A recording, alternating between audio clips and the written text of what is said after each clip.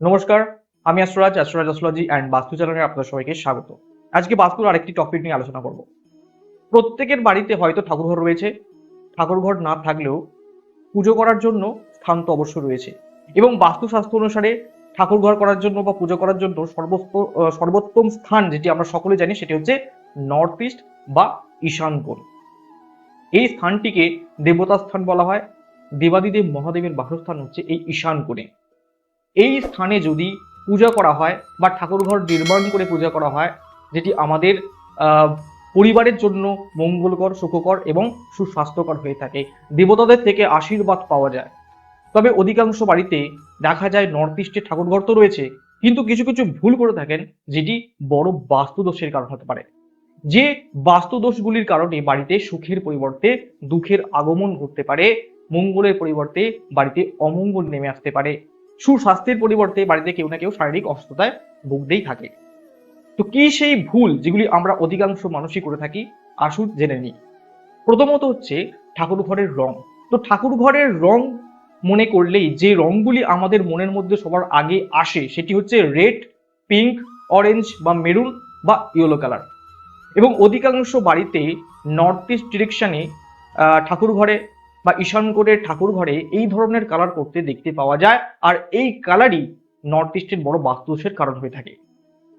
কারণ বাস্তুশাস্ত্র অনুসারে বাস্তুর প্রত্যেকটি দিককে 5টি এলিমেন্ট বা 5টি তত্ত্বে ভাগ করা হয়েছে: জল, বায়ু, অগ্নি, পৃথিবী, আকাশ। প্রত্যেকটি এলিমেন্টসের নিজস্ব গুণধর্ম রয়েছে, নিজস্ব কালার রয়েছে, এবং প্রত্যেকটি এলিমেন্টসেরও শত্রু এলিমেন্টস রয়েছে। বাস্তুশাস্ত্র অনুসারে নর্থ ইস্ট হচ্ছে জলতত্ত্বের দিক। এই জলতত্ত্বের দুটি এলিমেন্ট শত্রু, একটি হচ্ছে অগ্নিতত্ত্ব এবং পৃথিবী তত্ত্ব। রেড, পিঙ্ক, অরেঞ্জ বা মেরুন বা রেড জাতীয় সমস্ত কালার হচ্ছে অগ্নিতত্ত্বের কালার, গোল্ডেন কালার বা ইয়েলো কালার হচ্ছে পৃথিবী তত্ত্বের কালার।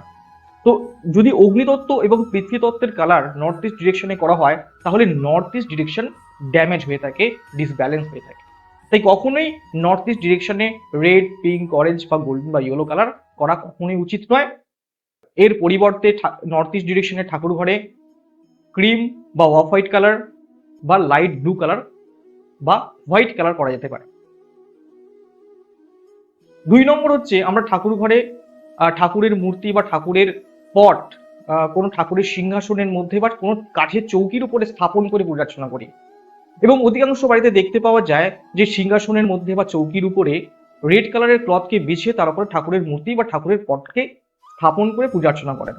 তো এই রেড কালারের ক্লথ এই স্থানে থাকা একটি বড় বাস্তুদোষের কারণ হতে পারে। কারণ আগেই বলেছি, রেড হচ্ছে অগ্নিতত্ত্ব, যেটি নর্থ ইস্টে থাকা কখনোই উচিত নয়, কারণ থাকলে নর্থ ইস্ট ডিরেকশন ড্যামেজ হয়ে থাকে।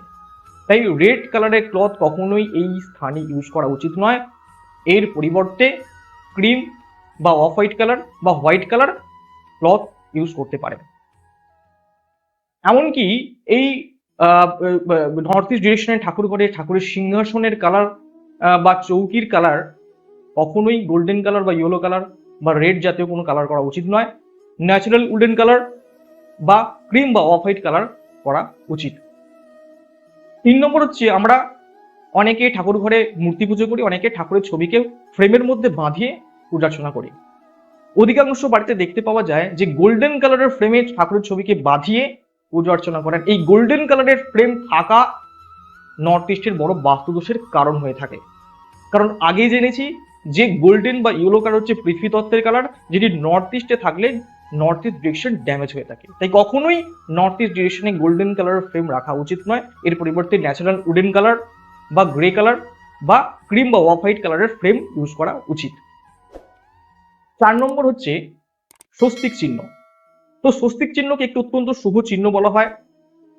হিন্দু শাস্ত্রানুসারে স্বস্তিক চিহ্ন সৌভাগ্য, সমৃদ্ধি এবং সূর্যের প্রতীক বলে মনে করা হয়ে থাকে, এবং আমরা পূজার্চনার সময় এই স্বস্তিক চিহ্নের ব্যবহার সকলেই দেখে থাকি। তো স্বস্তিক চিহ্নের রং মানে যেটা আমরা সকলেই জানি সেটি হচ্ছে রেড কালার বা লাল কালার। অনেকের বাড়িতে দেখতে পাওয়া যায় যে নর্থ ইস্টের ঠাকুর ঘরের দেওয়ালে একটি বড় করে রেড কালারের স্বস্তিক চিহ্ন অঙ্কন থাকে। এই রেড কালারের স্বস্তিক চিহ্ন এই স্থানে থাকা কিন্তু একটি বড় বাস্তুদোষের কারণ হতে পারে, কারণ রেড মানেই হচ্ছে অগ্নিতত্ত্ব, যেটি নর্থ ইস্ট ডিরেকশনকে ড্যামেজ করতে পারে।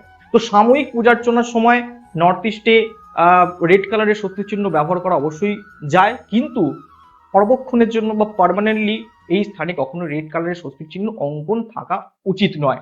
রেডের পরিবর্তে লাইট ব্লু কালারের স্বস্তির চিহ্ন এই স্থানে রাখতে পারি।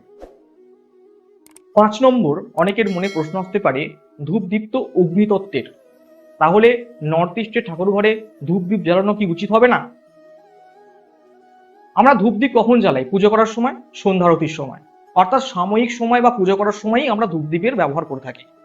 অর্থাৎ পুজো করার সময় ধূপদীপ জ্বালানো একটি ন্যাচারাল বিষয়। তাই নর্থ ইস্ট ডিরেকশনে সাময়িক সময়ের জন্য বা পুজো করার সময় ধূপদীপ জ্বালানো কোনো প্রবলেম ক্রিয়েট করে না। কিন্তু এই স্থানে সর্বক্ষণ কখনোই প্রদীপ জ্বালিয়ে রাখা উচিত নয়, অখণ্ড জ্যোতি জ্বালিয়ে রাখা কখনোই উচিত নয়, যেটি বড় বাস্তুদোষ ক্রিয়েট করতে পারে।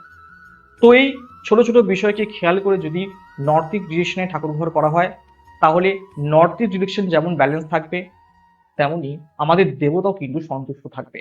দেবতা সন্তুষ্ট থাকলে, নর্থ ইস্ট ডিরেকশন ব্যালেন্স থাকলে আমাদের বাড়ি ভালো থাকবে, বাড়ির পরিবেশ ভালো থাকবে, বাড়ির পরিবেশে শান্তির আগমন ঘটবে, খুশির আগমন ঘটবে, সৌভাগ্যের আগমন ঘটবে। বাড়ির সকলেই সুখে আনন্দে দিন যাপন করবেন। তো আজকের মতো ভিডিওটি এই পর্যন্ত। ভিডিও ভালো লাগলে লাইক, শেয়ার, কমেন্ট অবশ্যই করবেন, চ্যানেলটিকে অবশ্যই সাবস্ক্রাইব করবেন। দেখা হচ্ছে নেক্সট একটি ভিডিওতে। সকলে ভালো থাকুন, সুস্থ থাকুন, নমস্কার।